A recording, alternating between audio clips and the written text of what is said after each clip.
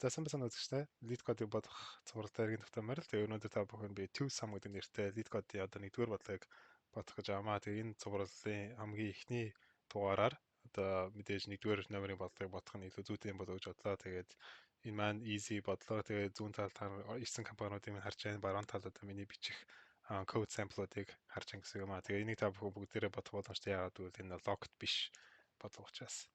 За тэгэхээр болгоныхаа тайлбарт оръё.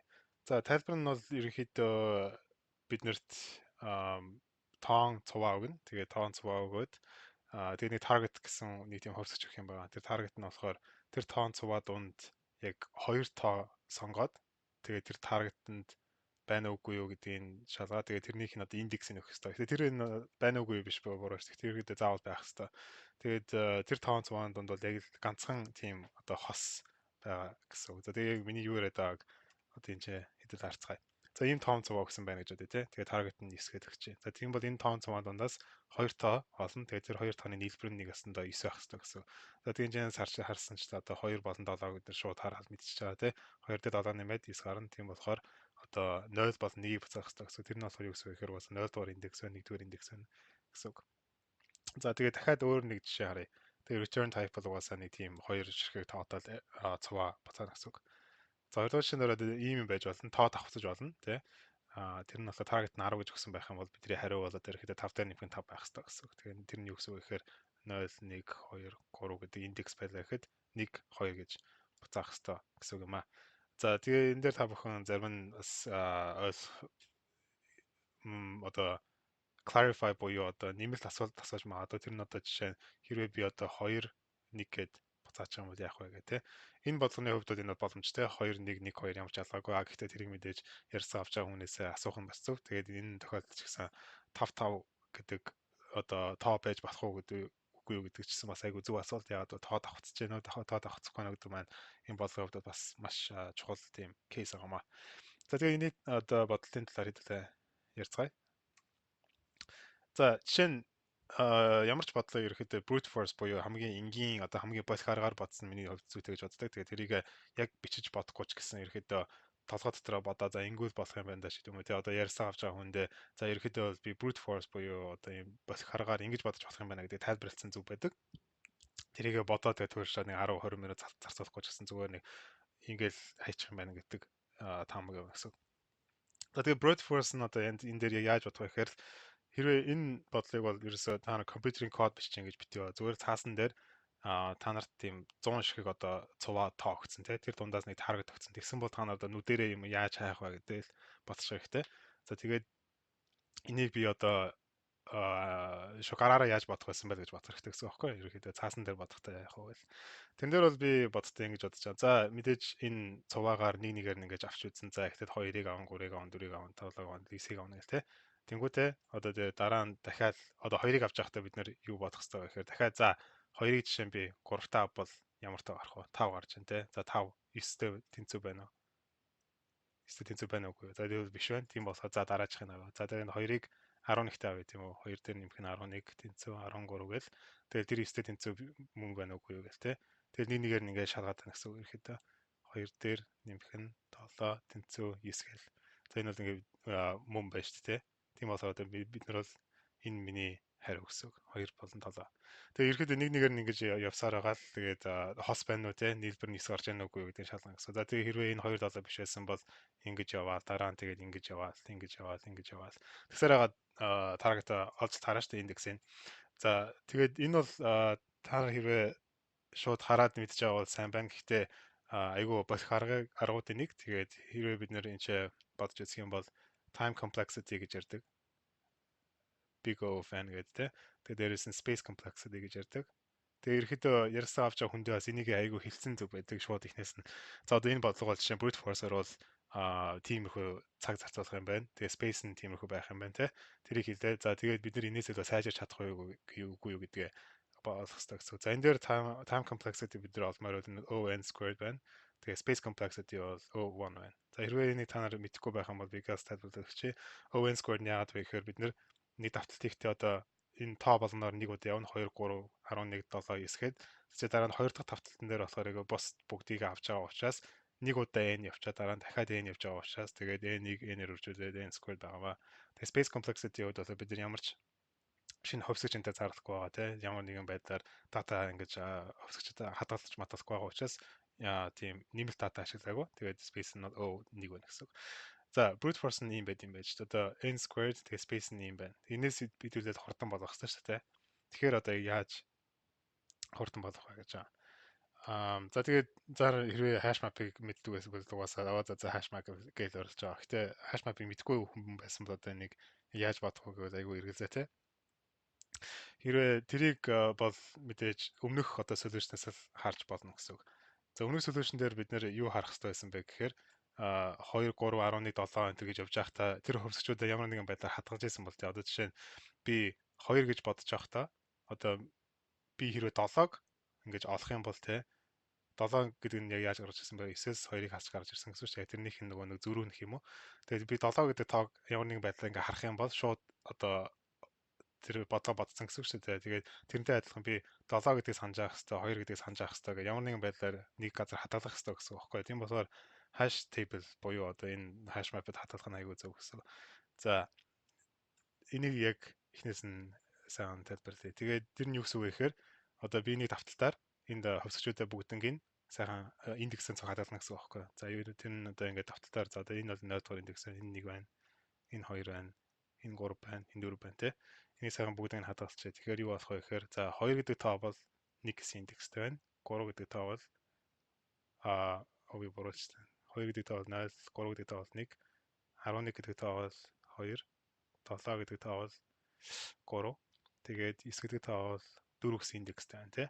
За тэгээд энийг би одоо тоо болон индексүүдийн шууд мэдээ авч та. За тэгээд дараагийн давталтаар одоо юу болох вэ гэхээр за би дахиад 2-ыг 2 руу орлоо. Тэгмүүдээ 2-ын одоо нөгөө нэг зөрүү одоо 9-с асан зөрүү нь 7 бас таарна шүү дээ. Тэнгүүдээ би за 2-ыг олчиж байгаа юм чинь 7 миний одоо hash map-д байна уу гэдгийг шалгана. Тэгээ одоо би хараад өө за энэ чи байна гэл шууд ингээ олчиж байгаа гэсэн. Тэгээд тэр 7 гэдэг олчиж байгаа бол индексийг би бас мэдчихэж байгаа гэсэн. Тэгэхээр өө за 7 гэж байгаа юм бол тэгээ индекс нь 3 юм байна гэл тэгээ мэдчихэж байгаа гэж ойлгож байна.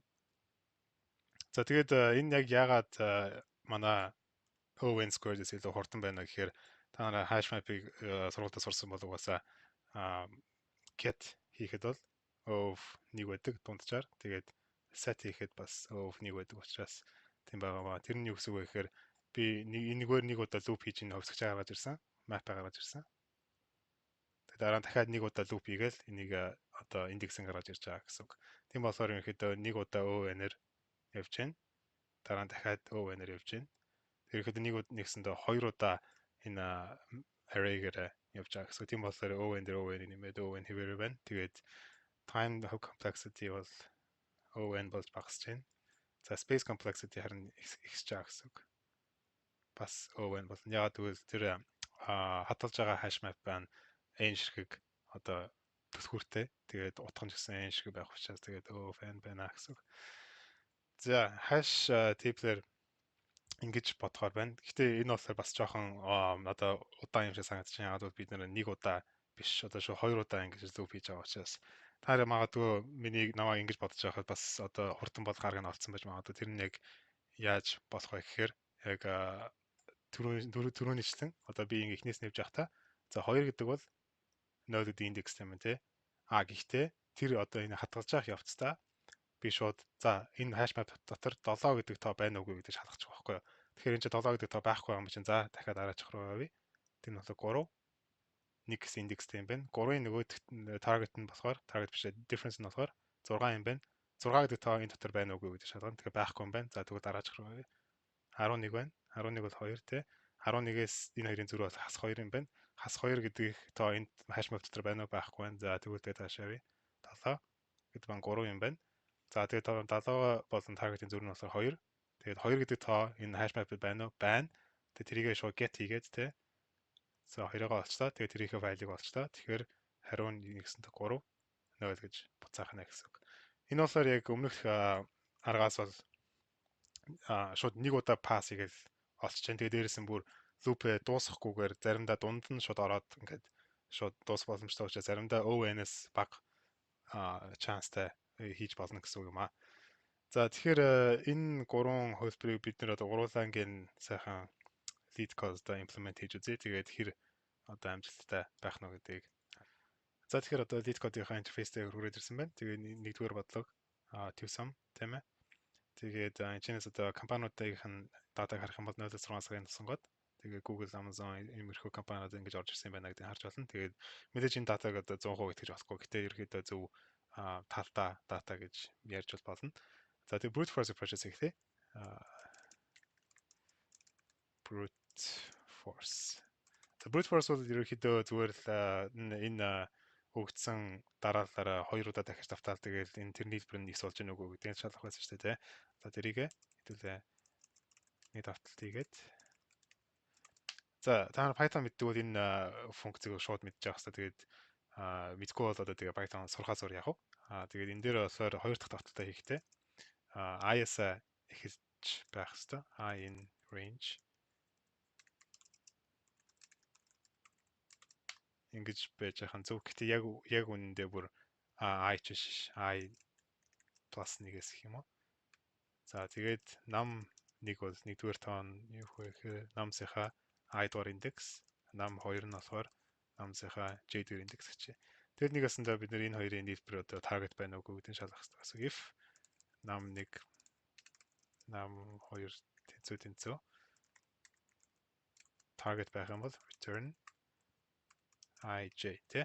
Тэгээд одоо team биш байх юм бол зүгээр дахиад авталтаа үргэлжлүүлэх гэсэн. Тэгээд энэ дээр хэрвээ олдохгүй байх юм бол зүгээр хоосныг буцаач тий. Тэгээд энийг болж байгаа нүгэ шалгах.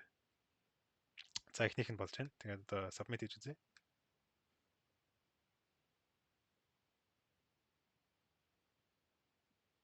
За энэ ингээ удаж байгаа учраас угаасаа энэ бодолт маань ON squared буюу ON квадратын хурдтай байгаа учраас за тэгээд болчлоо. Гэтэ та бүхэн харж ажилласан энэ бол миний оруулсан бодолт зөвхөн дөнгөж 5% нь илүү байна. Тэгэхээр айгүй удаан гэсэн үг. Яг бидний таамаглаж байсан шүү дээ. Гэтэ ерхэд энэ solution бол хангалттай болж байна гэсэн үг. Бол хангалттай ажиллаж байна. За тэгээд дараа нь болохоор дараа нь болохоор хэдүүлээ нөгөө нэг эхнийхээ hash map-ийн бодолтыг үзье. За нэг комент хийчихье. За эхний hash map бол би нэг hash table гэж ямар ч хэлсэн hash map зохиох юм байна. Python-ы нэг гоё юм байна. Hash map-ыг зохиохдоо зүгээр шууд хоёр гоё хаалтай байл зохиожтой байгаа. За тэгээд одоо чинь эхний одоо hash map-ыг батсан бодол чи эхлээд бүх одоо юугаа утгаа map-та хадгалах байсан шүү дээ. Тэгэхээр одоо энэ for I index тэгээд nums enumerate nums гэж. За тэгээд та нар enumerate юу болохыг мэдэхгүй бол энэ ерөөхдөө index бол утга бол хоёроор нь зэрэг loop одоо давталт гэдэг ба. Тэгээд одоо энэ маань index нь байна. Энэ бол яг nums-ын утга нь гэсэн үг.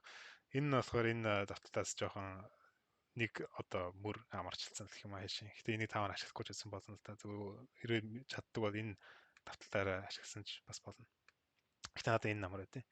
За ингэчээд тэгээд hash table-ийн одоо value нь тэнцүү i гэсэн үг. За тэгээд энэ болохоор яг миний одоо жишээнд дурсан бодолтыг датаг үүсгэх болно. Тэгээд утга нь индекс дээр харуулцдаг тий. За тэгээд хоёр дахь давталтаараа явах та. Одоо index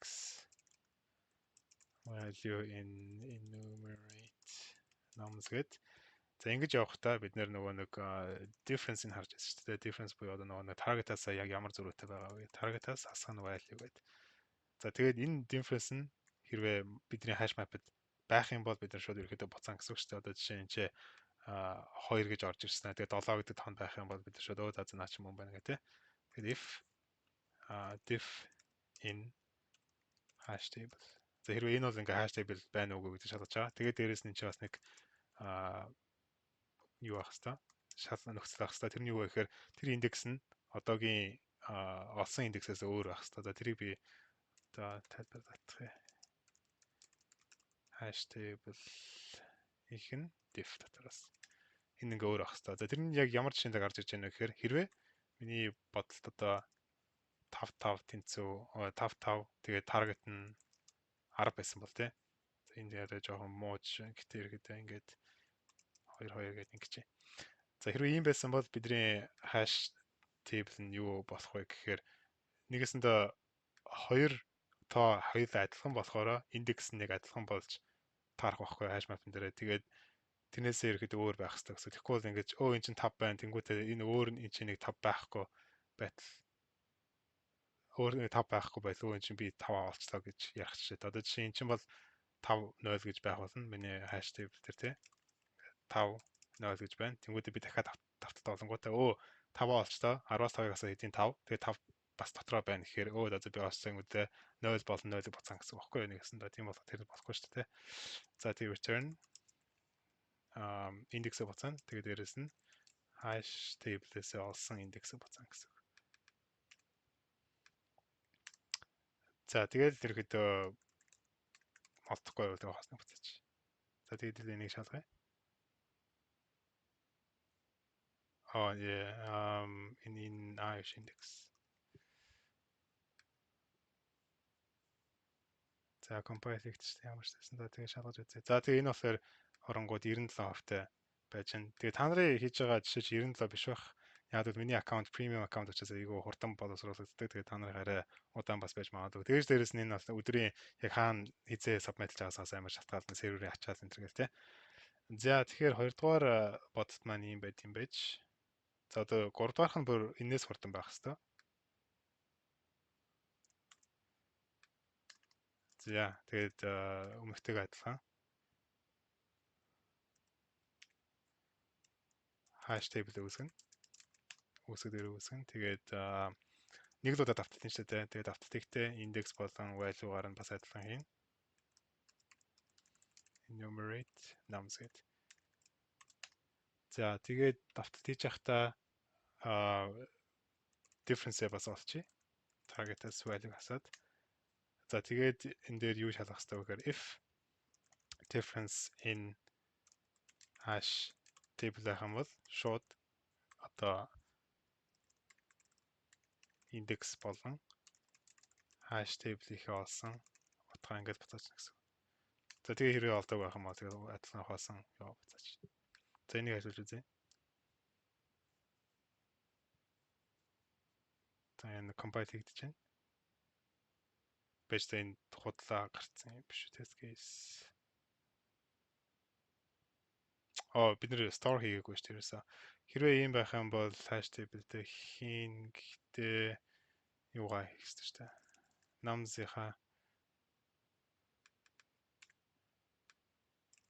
nums-ийн value нь индекс байх хэрэгтэй.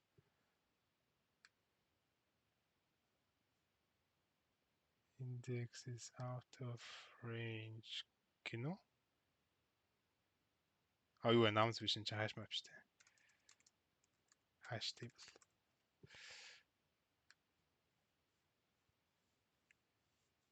За одоо энэ 1.0.1 ямар ч ялгаагүй. За тэгээ энийг одоо оронгууд 90% гэж байна. Гэтэ энийг мэдээж би дахиад сабмит харах юм бол энэ хувь нь өөрчлөгдчихнэ л дөө. 75 болчихсон бүр. За ямар ч байсан.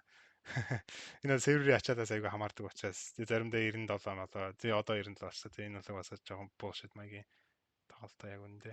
Тэгээ та бүхэн ингэж өөрийгөө хэр сайн хиймээр байгааг хармаар байна чинь нэг граф шиг юм байдаг да. Тэр нь одоо хааж байгаа лээ. Details төрөдөг лөө. Тийм details төрөд юм. Тэгээ одоо энэ чинь харангууд өө за би энэ чинь юм байна. Энэ бол ихэд сайн. Хэрвээ энэ дунд явж байгаа юм бол айгүй муу код байна гэдээ ойлгох хэрэгтэй. За тэгээд энэ Python implementation байна. Тэгээд та бүхэн зориулж одоо Java, JavaScript тэгээд би C++-ыг арай хийж амжихгүй байж магадгүй. Тэр нь хийчих юм бол одоо миний одоо GitLab-ийн repository дотор бүгдээрээ байж байгаа болно. За тэгээд эхний бодлоо ингэж бодсон та бүхэн тавтна гэж найж байна. Тэгээд өөр бодлыг одоо бодох санал хүсэл байвал тэгээд доор комментээр үлдээж бичээрэй. Тэгээд дараагийн одоо дугаар хүртэл тэр баяртай.